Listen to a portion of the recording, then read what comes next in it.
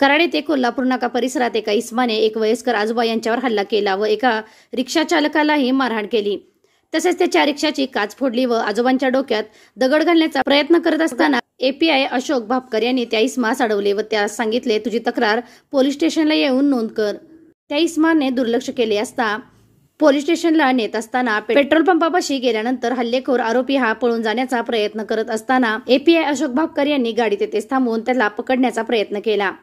तसेच पोलीस कर्मचाऱ्यांना फोन करून बोलावून घेतले असता पोलीस कर्मचारी मोहसिन मोमीन घटनास्थळी येऊन आरोपीचा पाठलाग करत आरोपीला पंकज हॉटेल समोरच्या पेट्रोल पंपावर अटक केली। पुढील तपास कराड शहर पोलीस स्टेशन हे करीत आहेत। एसके क्राईम न्यूज साठी संतोष कदम, कराड। अरुण मुजावर कोल्हापूर नाक्यात ते रिक्षा व्यवसाय करणारा मी। रात्री माझी गाडी नंबरला असताना मी माझा मित्र नंबरात थांबलेलो। जुनेद मुजावर हा नशा करून आला। कुणीकडून आला? आपल्या खालून सिग्नलकडून इकडं वर आला, संगमापेकडे जाणारा रोड। आणि तिथं आमच्या रिक्षाच्या बाजूला येऊन तोच टू व्हीलरवरून पडला असताना अरुण मुजावर कोल्हापूर नाक्यात ते रिक्षा व्यवसाय करणारा मी। रात्री माझी गाडी नंबरला असताना मी माझा मित्र नंबरात थांबलेलो। जुनेद मुजावर हा नशा करून आला। कुणीकडून आला? आपल्या खालून सिग्नलकडून इकडं वर आला, संगमापेकडे जाणारा रोड। आणि तिथं आमच्या रिक्षाच्या बाजूला येऊन तोच टू व्हीलरवरून पडला असताना त्याला आम्ही असं उचलल्यानंतर त्या माझ्या मित्राला त्यानं मारहाण चालू केली असताना त्याला आम्ही सोडवल्या। तर त्यानं माझ्या रिक्षावर दगड मारला। एक दगड मला मारला, तो मी असं चुकवला। दुसरा दगड काचेवर बसला, मग माझ्या रिक्षाची काच फुटली। त्याच्यानंतर फ्रूटवाले जाहीरबाई त्यांचा त्यानं गाडा हलवला। येणाऱ्या जाणाऱ्या टू व्हीलरवरच्या लोकांना तो विनाकारण मारत होता। आणि हे सगळा प्रकार घडताना भापकर साहेब जात असताना त्यांनी तिथं आले आणि त्यावेळी जुनेदला ताब्यात घेतलं। आणि तिथून परत त्याला पोलीस स्टेशनमध्ये नेत असताना त्या पेट्रोल पंपापासून तो तिथून गाडीतनं उडी मारून हिसका देऊन पळून पलीकडे गेला। पोलीस त्याला नेत होते का? माझ्या रिक्षातनं नेत होते। बरं, हां। साहेबांनी सांगितलं, तुझ्या रिक्षातनं तुझ्या गाडीची काच पडला, तर पोलीस स्टेशनला घ्या आणि तिथं तुमचं काय असेल तर बघूया। आणि साहेब मागं होते गाडीच्या बुलेटवर। हां।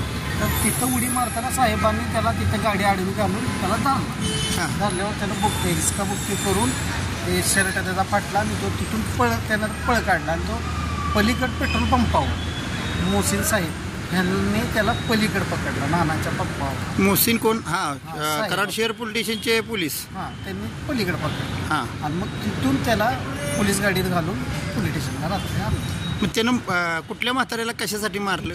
काय नाही, असंच त्यानं कुठला नशा केलेला काय नाही। तो येणाऱ्या जाणाऱ्या प्रत्येक लोकांना तो बिना विचारतच मारायला चालू करतो। चालत्या गाडीवर बसवर लाथा मारणे, गाडा हलवणे, माझ्या रिक्षावर दगड मारणे, चालत येणाऱ्या व्यक्तीला मारहाण करत होता।